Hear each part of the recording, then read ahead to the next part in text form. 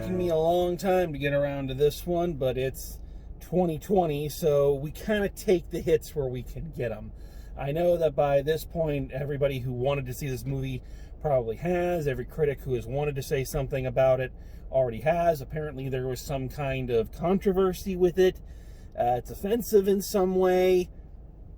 It all just over my head. I didn't pay attention to any of that because I wanted to be as unspoiled as I could when I finally came to view it myself. So that has happened, and now we can talk about it. And I don't know if everything I'm going to say has already been said or not, but what the hell?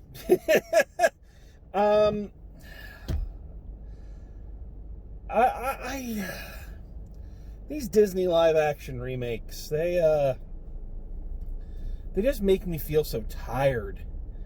You know, they're just so...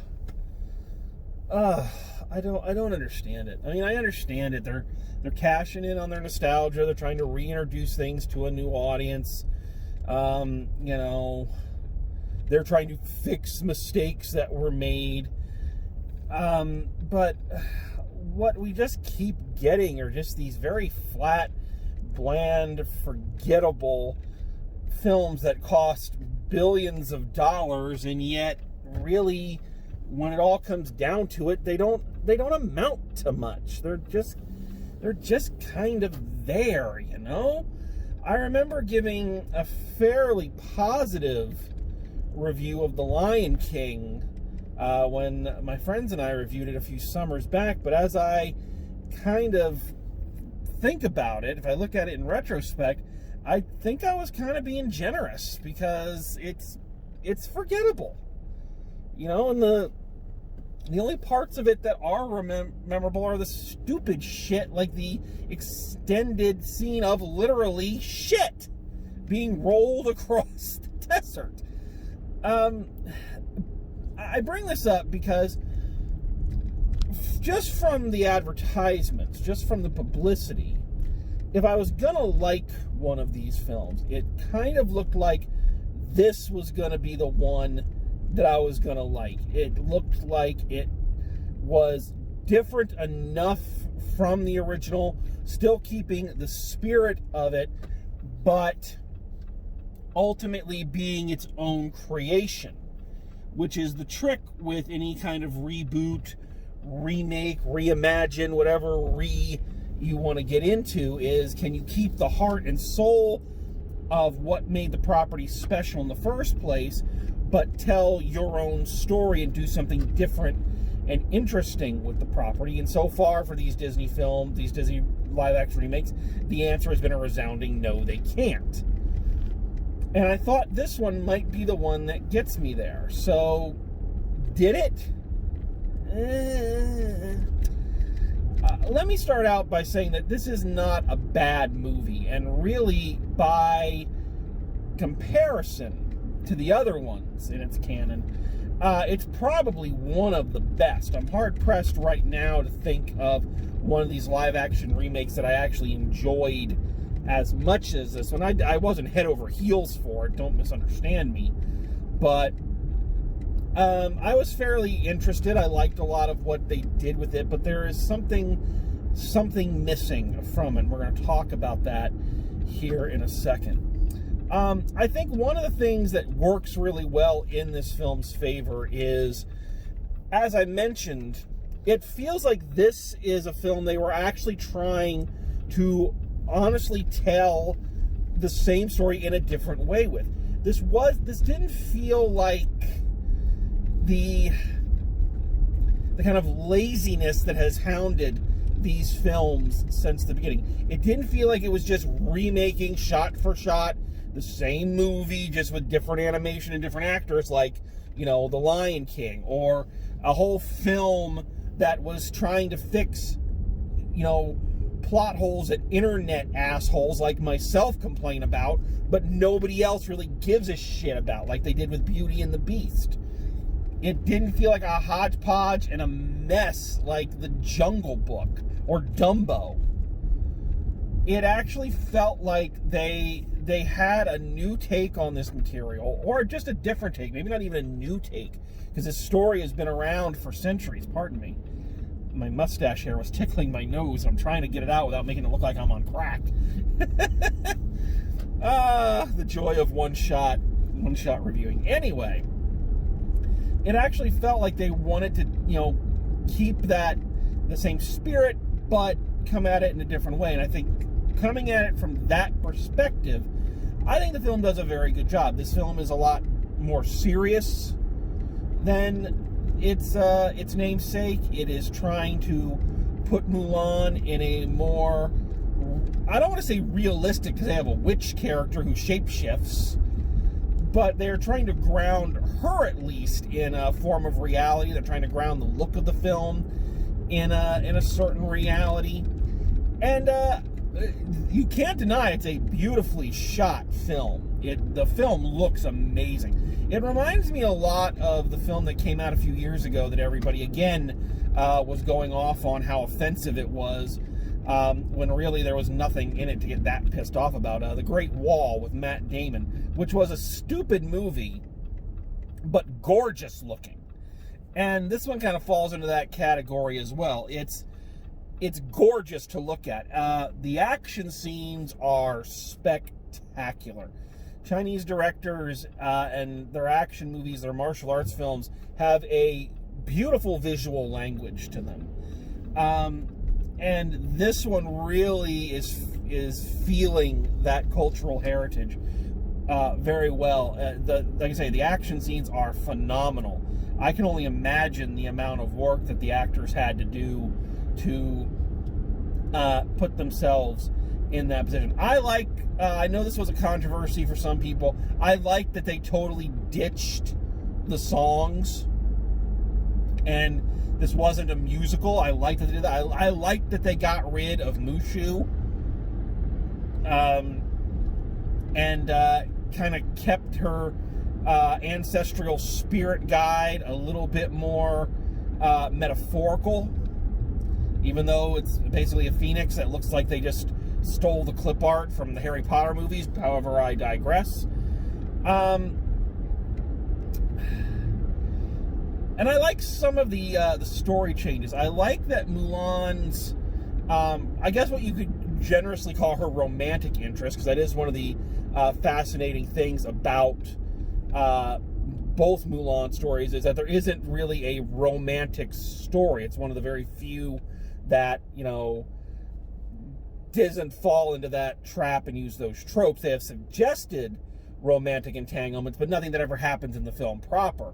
I like that they moved her romantic interest away from her commanding officer and made it one of her fellow soldiers, and made their commanding officer kind of a secondary father figure to her, another mentor, someone that she respected and who kind of reminded her of her father, thus linking back to why she's there in the first place. I also like that in this one, again, going back to that serious tone that they're trying to capture, that the weight of the lie that she is living is really weighing on her. Now, you can come back and you can attach a lot of meaning to that depending on which lens you're kind of looking through this film at. If you're looking through it through the queer lens, you can definitely see the metaphor loud and clear, that the weight of the lie that she's living is really having an effect on her, and it's not until she sheds it and becomes who she truly is that she's allowed to kind of reach her full potential. I mean, this is not subtext, this is text. And I liked that change. I liked it a little bit more than like in the animated film where she's wounded and that's how they find out that she's a woman. I like that it's, no, you've got to kind of get rid of the lie in order to, save the day. And I think that really worked thematically. So yeah, a lot of things really worked in this, and a lot of choices that they made really felt like they were thought out, and it was like, what can we do that's, again, keeping with the spirit, but telling the story from a different point of view. So I really I really liked a lot of those choices. So, if that's the case, then here's the question. Why ultimately was I just very meh about this film? What is it? And I think the answer to that is personality. When you're reviewing one of these films, when you're looking at one of these movies, at least for me, it is impossible to separate criticism from the comparisons to the original films. It's virtually impossible to do. I've heard a lot of people say, well, you have to just look at it as its own film. But you can't. You literally can't. And that's by design. A better film critic than I am, Movie Bob Chapman, said in his excellent long video essay on why Batman v Superman sucked, he said that one of the big problems with that movie is that the creative team wanted it both ways. They wanted you to come into this movie and know that this isn't your daddy's Superman and Batman. Batman's gonna be hardcore and kill people, and Superman's gonna be mopey and dreary and badass. You know, these are not your father's superheroes. And yet, so much of the emotional attachment that you need in order for the film to work, quote unquote work, is dependent on your familiarity with the characters and their backstory, their world, their supporting character. And you can't have it both ways. You can't tell us to judge a film on its own merit and yet constantly do callbacks and whatnot to the original. You're inviting the comparison. And in fact, this film, I think, is really depending on the comparison. Because the biggest problem of this movie, and it's mainly focused on Mulan, the character herself, but it's visible in all of the characters, is that there's no personality. None of the characters have anything even remotely resembling an interesting personality. Mulan, we're told, is supposed to be interesting, but she's really not. She's dull. She is a dull character, and I think the creators were really depending on us remembering how plucky and charming the original Mulan was, and hoping that nostalgia would kind of impose personality on to this Mulan, and it doesn't work. Here's the biggest change in this story, is that the Mulan in this story is like almost like a natural born warrior. She's almost like a Jedi. You know, a Jedi in this one, because she's very connected to her chi, and that allows her to fight and do all these things that other people can't do because they block out their chi. And they introduce a new villain who is another woman, excuse me, who has been who's embraced her chi and gone dark with it, and she's been branded a witch, and she's an outcast because people can't accept her for who she is. And the more she shows who she was, the more people pushed her out. Is the metaphor thin enough for you? Metaphor thin enough for you? So here's the problem with Mulan kind of being a natural badass, is I think it robbed her of all of the qualities that made her an endearing character in the first place.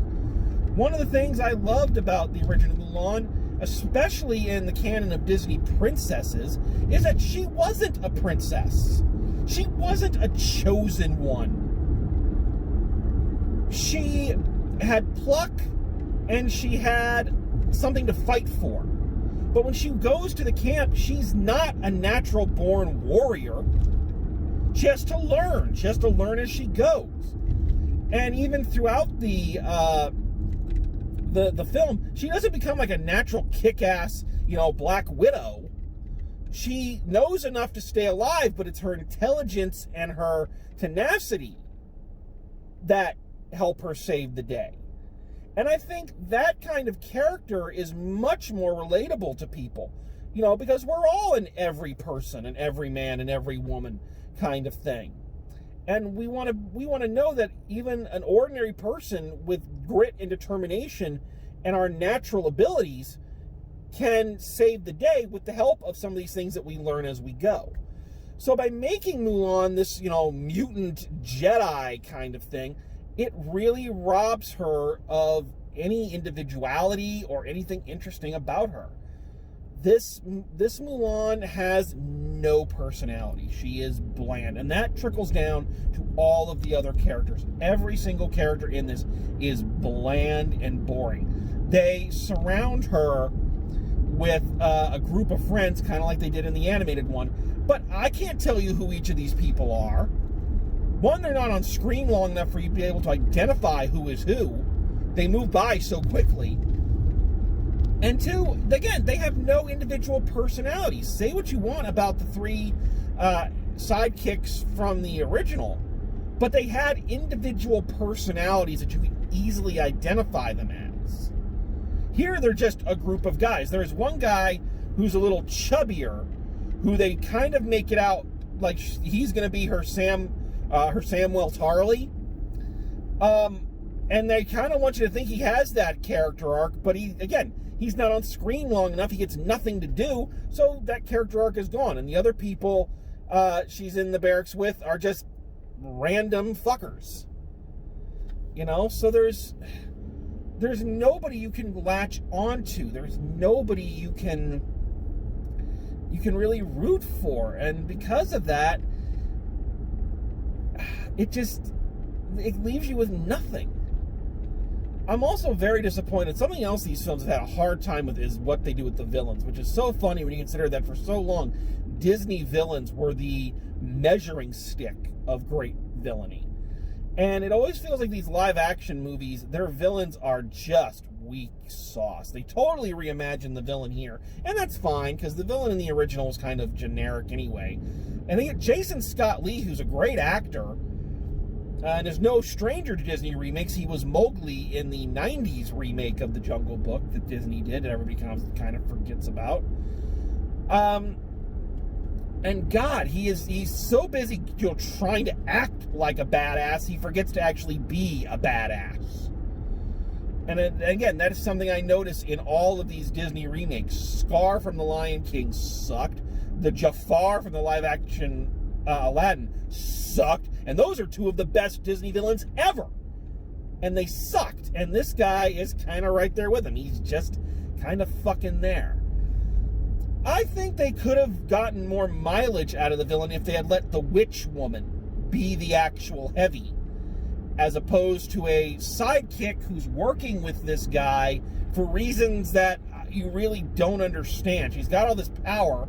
Why is she playing second fiddle to this guy? It would make more... One of the things I did like, and I didn't mention this, is that what they do with the cheese stuff is, it's very Jedi, but it's almost Magneto and Professor Xavier. The witch is saying, they're never going to accept us, they're never going to let us in, you're a fool for helping them, and you need to come with me, join me, and we're going to make them respect us. And Mulan is saying, no, I still have honor, I'm still going to do the right thing, I'm still going to stand up for, what I swore I would. And I think it would have been much more interesting if our witch character had been our main villain.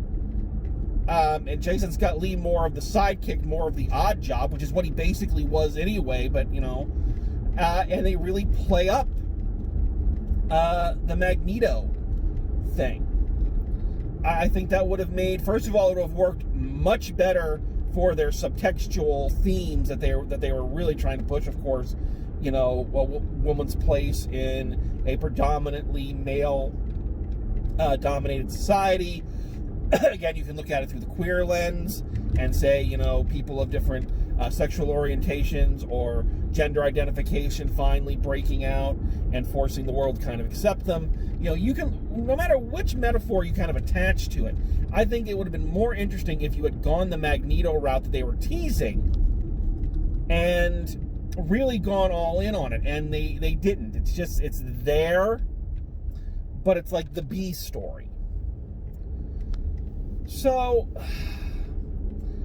all in all, the question you always have to ask for these films in 2020 is, are they worth the wait?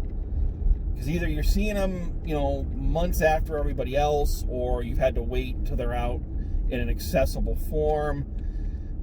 So was this one worth the wait? Honestly, yeah, because I'm happy that I saw it now as opposed to paying full price to see it in a movie theater. It was a decent enough picture and had enough good stuff in it to, kind of catch your eye, but ultimately, I think it's going to join the rest of them and kind of be just another forgotten thing that's another rerun on the Disney Channel, or just another thing clouding up the Disney Plus catalog. So, final grade for Mulan, I'm going to say a C+ on this one. Yes, we're back to the C's. We had gotten away from them for a little while, but we're back. It wasn't terrible, and I don't think that if you watch it, you'll hate it. I just think that I've used this metaphor multiple times. It's like a piece of chewing gum that you've chewed for a long time and the flavor is all gone, but you keep rolling it around in your mouth. And every now and then you hit it just right where there's a tiny squirt of flavor left, but it's ultimately fading and fleeting. So that's my take on Mulan. Not a bad picture, but lacking any kind of energy or likable, enjoyable characters to give it any kind of weight. So that's where we're at. So as I'm recording this, it is officially the first day of December. We are almost done with 2020. Keep in mind that does not mean that all of our problems are magically going to disappear at the stroke of midnight, but maybe there's some hope on the horizon. However, I have a kind of a last group of films I've been able to get my hands on from 2020 that I'm going to try to get through before the end of the year. So let's see if we can bring this year in with some kind of positivity. So I hope everyone is holed up well. I hope everyone is happy and healthy. And from Drive Home Reviews, as always, thanks for watching and drive safe, and I will see you at the movies.